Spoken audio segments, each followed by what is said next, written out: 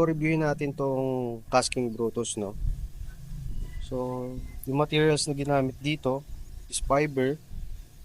Yung kanyang mga ring guides, hindi siya Fuji, pero kung isa ka namang casual or budget conscious na angler, pwede na sa ito. Yung handle niya, yung grip, okay siya, maganda, ergonomical.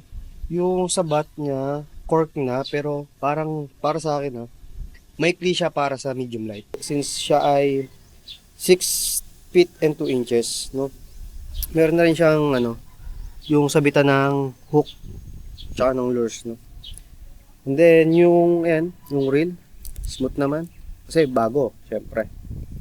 Pero so far, sa pagkakagamit ko naman ng Casking Brutus, okay naman siya. Pero yun nga, kailangan mo lang din alagaan sa maintenance since hindi siya ganun